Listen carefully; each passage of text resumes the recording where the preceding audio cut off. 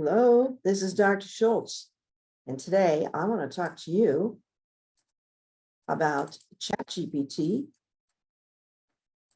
MedPalm, and such large language models. Try them on for size. That's my ultimate take-home message. I want you to try this out. I am the e-nurse guru, so all things electronic and digital are spoken here. This is part 2 of a two-parter on ChatGPT, MedPalm, and such. Try them on for size. Part 1 being clinical, and part 2 being our classrooms, and a little bit about scholarship at the end. I am nothing if I'm not references, and I have a lot of references for beginners, middlers, and advanced people for where AI is concerned. And we're going to first start out with what this is about. It's a classroom for health professionals, so nursing, taught nursing a long time. And we have 2 objectives. One is one teaching practice for your use of LLMs, large language models, in and around your classrooms and in your scholarship, and to become conversant on ChatGPT use in your classrooms and in your faculty conversations. Used with permission from the Center for Digital Education. You're going to see right here the definition of generative AI on the left from the World Economic Forum, and a very nice Venn diagram from IDC on the right. So when you read the definition of generative AI, what do you find? That it's a category of AI, artificial intelligence, algorithms, so formulas that generate repeat new outputs. And I'm going to underscore new because this is what makes it a true innovation, the large language models in our practice of nursing, practice of classroom. New output, new information is generated based on a prompt that you submit to OpenAI. Open up openai.com right now. Be ready to enter something and see what we mean, that this is more than Googling.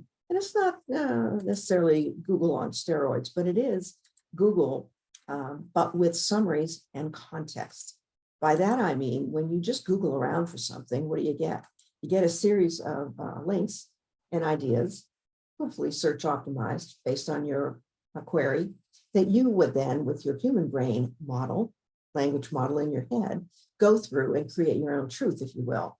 Whereas, so that's Googling, or asking Siri, which is just a reactive, interactive sort of two-way conversation. But this is a real conversation, the LLM, that will give you the context and suggestions and queries, and really does simulate a conversation in natural language. So if you look on the right in the Venn diagram, you will see that natural language processing is identified here as part of the language model, wherein a natural language processing program can grab large amounts of text data, and it can create a summary and it can create themes.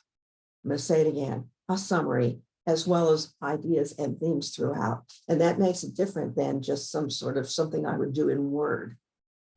This is coupled with the generative AI right here, the generative AI portion of the model, the large language models, that generates new information or content.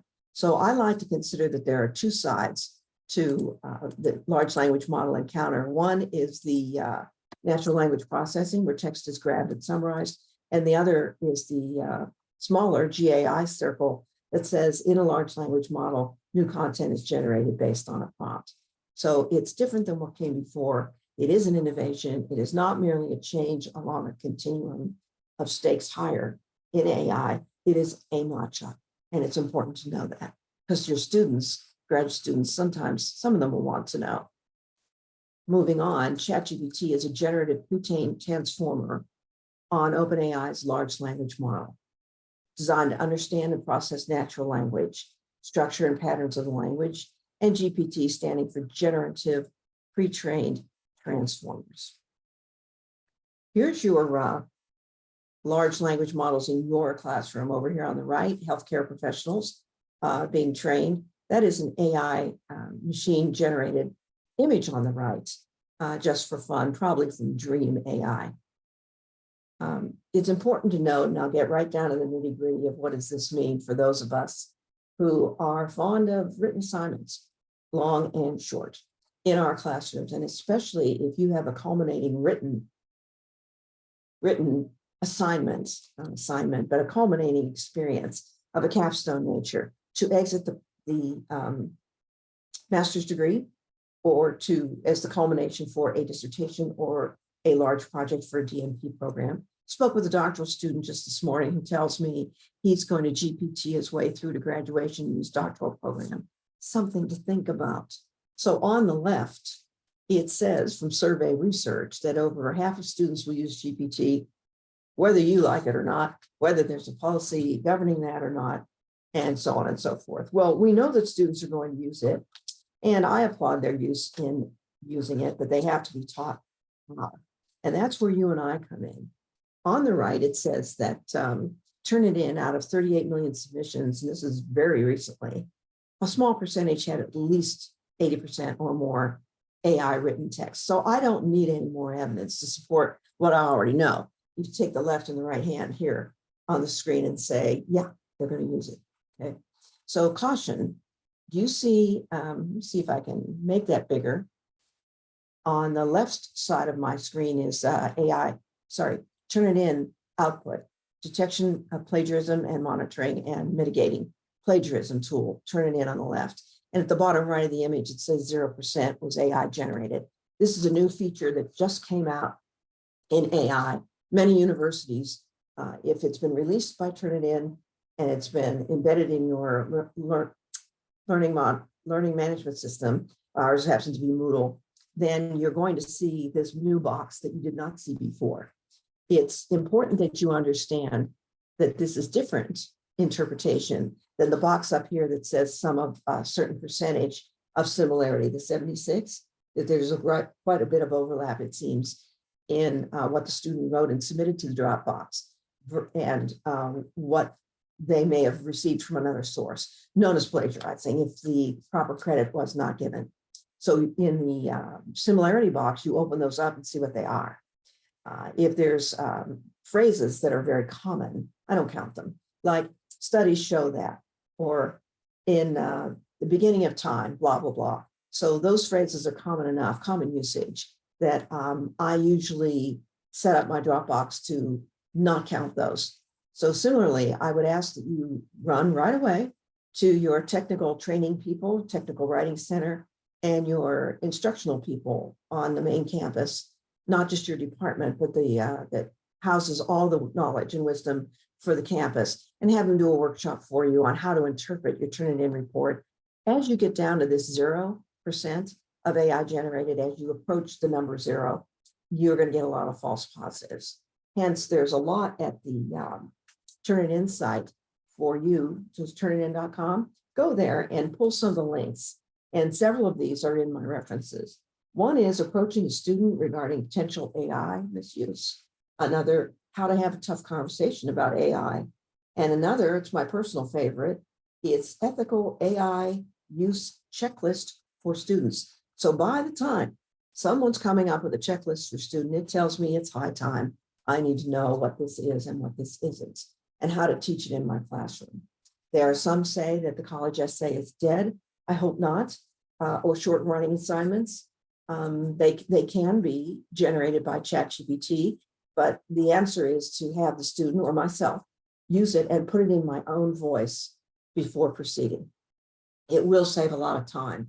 And another conundrum here, Riddle, is that the people who are best able to use GPT and know what prompt engineering is, like say myself and many of you on the line, we are the people who need GPT the least, because we already know how to use tools that are meant to assist us. On the right-hand side, again, 38 million submissions, and a lot of them had 80% or more written by, a model. So Turnitin has a number of handouts and manuals. One is called, it's on the screen, AI Conversations Handling False Positives. So I want you to be really mindful of that going forward. The students are going to use it. And designed for our amusement on the left, we see, I'm still a kid and I go to school. I'm going to show you a video in a moment. And the video is from some truly heads of state, if you will, in AI and machine learning, heads of companies like Stability AI, and they are having a panel discussion. And right now we're going to go to a participant in the audience who happens to be the child of someone backstage in the proceedings. And he's going to ask a question about cheating and ChatGPT. And interesting, listen to what comes back from Andrew N., who is an AI futurist right here, this gentleman. Here's the participant asking a question. Hi, Bear. What's your question, buddy? So I'm a kid, so I still go to school. And in school, a lot of kids have been cheating, and they've been using ChatGPT to write essays and book reviews and do their math.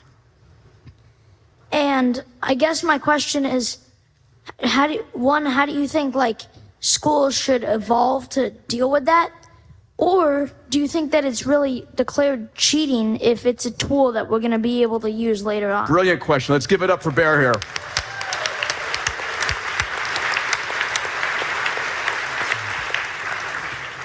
You know, to me, there's a big question of transparency. It's a great question. Thank you for asking that. I feel like if you use ChatGPT and you're willing to openly tell the teacher, I'm using it, and the teacher says you can use it, that's fully transparent. That doesn't feel like cheating. To me, the thing that is concerning is if students do it, but the rules requires or leads them to hide it, and that kind of, I'm going to do it, but I can't tell them about it. That's what doesn't feel very good.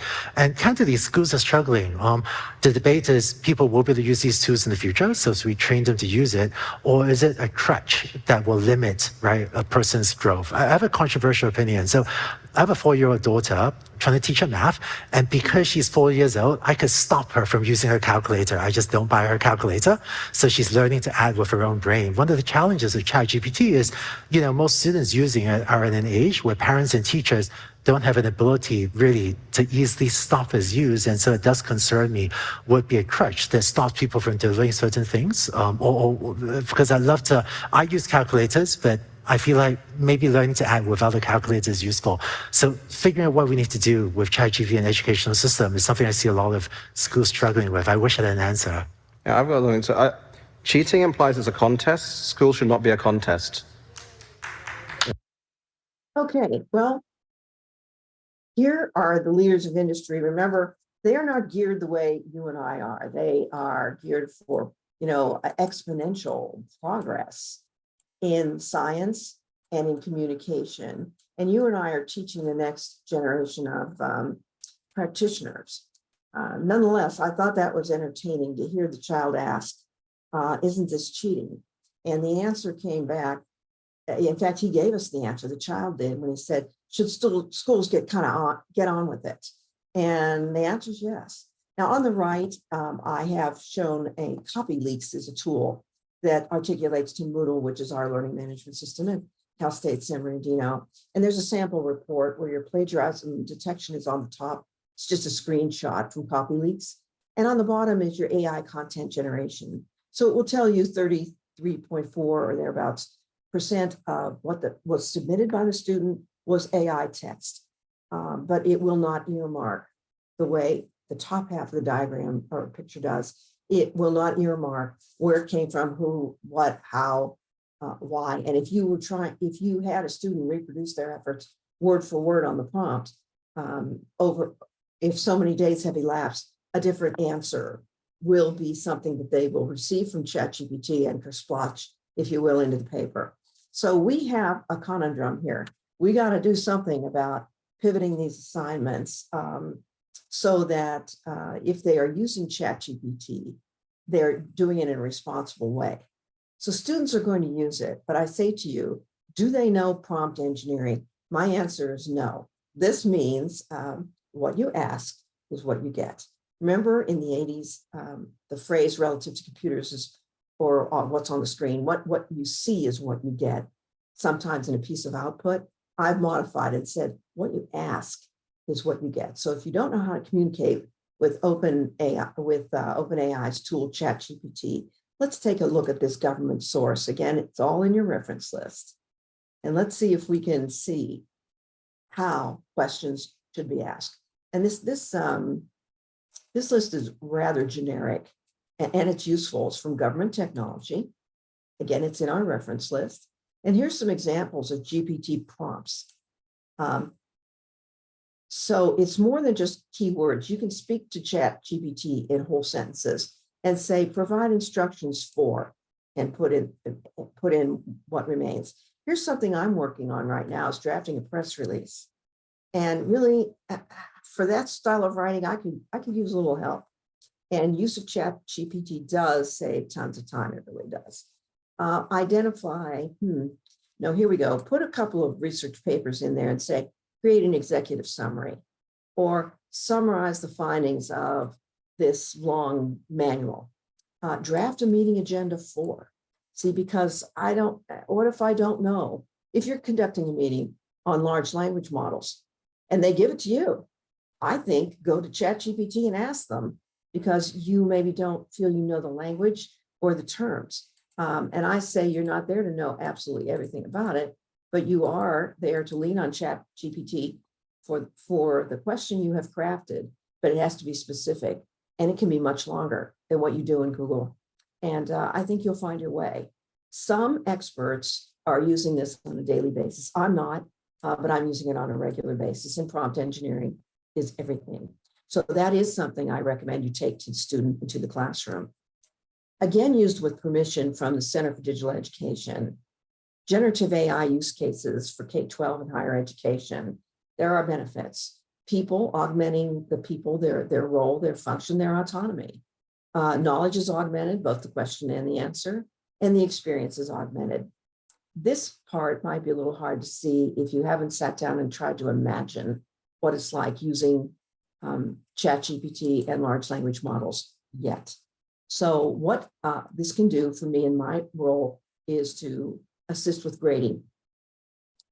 It can help create quizzes. I've not used it for that, but you bet I will. And naturally, I will check everything to make sure it's in my voice and that it's correct. And your role is fact checker. Personalized learning materials. Aren't there always some stumbling blocks and certain ideas that students can't get? And I can give you an example or two, but even when I give them to Wikipedia and say, look up the word that seems to trouble you, and still they just can't receive it yet. One is Starling's law of the heart. Another is the tubular maximum for glucose. Another is, in the economic field, the concept of the margin. Each of these involves a threshold and a hyperbolic curve. But using big words like that, you could lose your audience. But if you get some personalized learning materials going through ChatGPT, and the response from ChatGPT will help you form those materials, those can be plugged into your learning management system. After all, adaptive quizzes and adaptive learning from groups like Elsevier and from ATI, they can't cover the entire Earth. They cover a lot of it, but they can't cover the concepts that I know semester after semester come up, and they are just difficult for some people to grasp. Subsequently, they try to memorize and they can't do it. After all, NGN, next generation test in NCLEX, is based a lot on reasoning. And so we're going to have to hit reasoning higher going forward, it seems to me. Another thing that the generative AI use case can do is knowledge augmentation.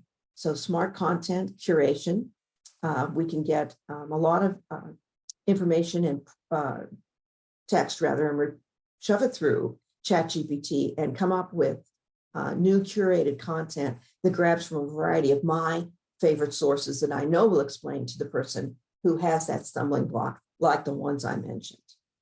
Another thing I want you to be mindful of is how generative AI will enable personalized learning experiences. When you have time, and if you don't have the time, please make the time to click that link and hear the interview from Rhea Kelly, interview of Dr. Kim Round of Western Governors University in a publication called Campus Technology.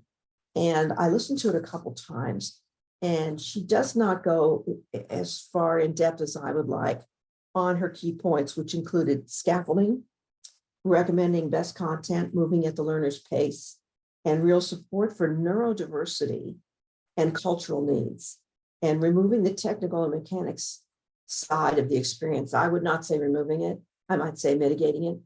And I am not willing to let go of the mechanics, which is where some of the plagiarism comes from. That APA is not just about commas and periods. It's not. It's about supporting and evidencing your work. So I am a traditionalist in that regard. But if you listen to this and discuss it and actually take this one to your faculty meetings where large language models, their pervasiveness is discussed, then I think you might have a good starting point for your conversations with faculty. Another is the experience augmentation. So gamified learning and adaptive feedback and use of ChatGPT as a virtual assistant, a virtual teaching assistant, which is the first one.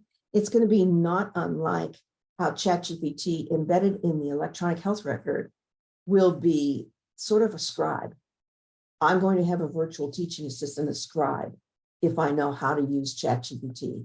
But demonstrating that is beyond the scope of what we're about today, which is a higher level overview. Next, the future generative AI learning does have a list. It's a rather long list of ethical considerations. And I leave you to consume this at your convenience. Bias. Generative AI is only as unbiased as the data it trained on. So that's going to come up later when I throw a couple of researchable questions at us.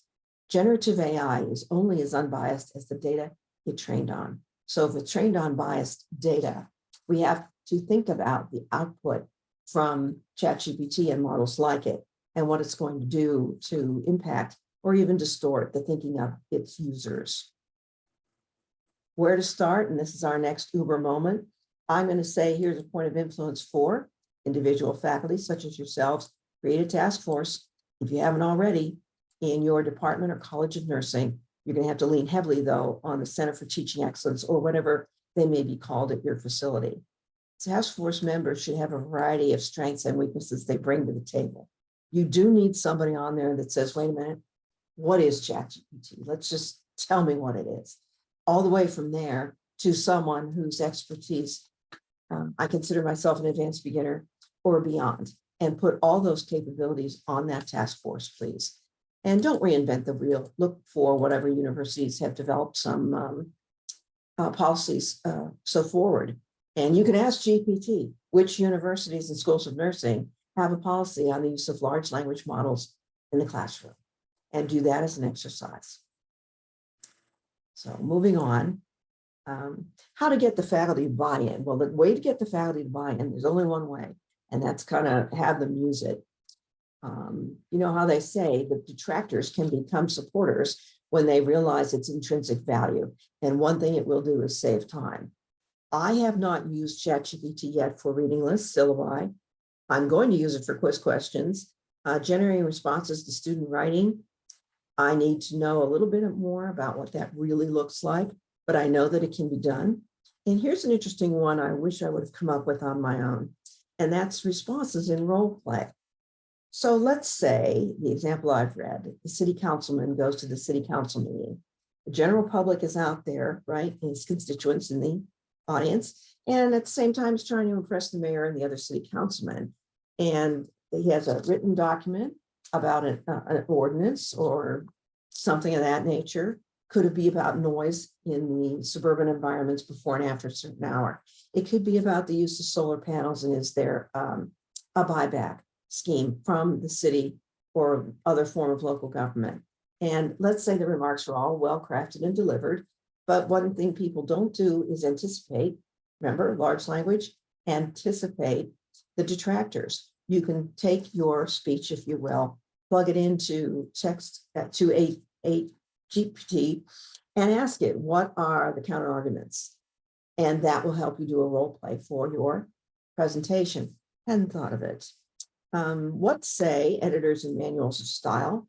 Remember, I was in the group that said when this first came out at the end of 2022 and noise was being made in the popular press, I was eye rolling, say, how could this be that hard? And the first thing from educators, what about plagiarism? And I said, well, if the students are receiving plagiarized content from ChatGPT, and by the way, I don't think they are necessarily, but if they do, the plagiarism checker that we use will catch it. And it shouldn't be about just catching them. although that is part of the job that I not just accept, but endorse. And then I found that JAMA came out with something that says, wait a minute, it felt like they were kind of nixing or detracting from ChatGPT use. That's not true. If you read the article, it's very short, it's an editorial. These non-human artificial intelligence, remember, they don't qualify, do not qualify for authorship. I was sort of wanting to make them non-human authors. And JAMA is saying, don't make them, they are non-human. Author is a sketch mark. And if you read what they have to say, they do go on to say how you can use ChatGPT if you did use it in the formation of your manuscript or your study. There's a little bit on how to. And on the right-hand side, this is really quite important. APA is very prescriptive. So I would end my discussion after faculty are done talking about this or being upset about it. I would say, I'm taking my marching orders from APA over here on the right. I'll enlarge it just a little bit. You can see here, there's a prompt. So APA says, tell them your prompt when prompted with, and see, here's quotation marks, when prompted with blah, blah, blah, and you put your GPT prompt in there. The ChatGPT generated text indicated blah, blah, blah. And that could say BARD, it could say MedPalm. It just depends which large language model system you used. So then they go on to say that you reference in your reference list officially, you go ahead and reference ChatGPT, OpenAI, and the year. And I guess the March 14th version is what it's trying to tell me to do. Because if you go back to it with the same identical prompt, word for word, on March 15th, it will be a different answer, right? It will. So some thoughts about how large language models in your research, in your original research, in your scholarship of any kind, any paper you are writing. The recommendations for scholarship is this also from the Kelly interview that I will point out in our reference list. It's best to really understand tools like generative AI. They even recommend playing chess, which I would wash out. I would have to start with checkers because those games involve the language of anticipation. And I can only see so many if-then. If he moves here, I'm moving there. I can only see so many of those if-then statements ahead of me. I just can't get beyond the next one or two moves, one sometimes. And it asks you to understand what generative AI is like. Navigate the OpenAI and other sites, be your own prompt engineer, and really work with it on a regular basis. When it starts to save you time, I think you might be won over. Evaluate and corroborate the output. That means you're the fact checker, and to use it in authentic and ethical ways. Here's some research style questions I threw together myself. First one, having come from a webinar from the Academy very recently on documentation burden. And if the supporters of ChatGPT and similar models are saying the right thing, that it saves time, I would ask, what impact do large language models have if they're embedded within the electronic medical record, rather? What impact does it have, if any, on the documentation burden? Okay, and you would think, hope, that it's less in both quantity and quality. We don't know that.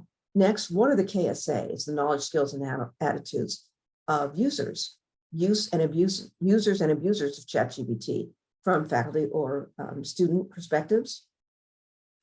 When I said that the model trained on certain data, the LLM that is known as ChatGPT, did not train on PubMed and other medical databases, but BARD and MedPalm did. Might there be a rational question in the model's only as good as what it trained on?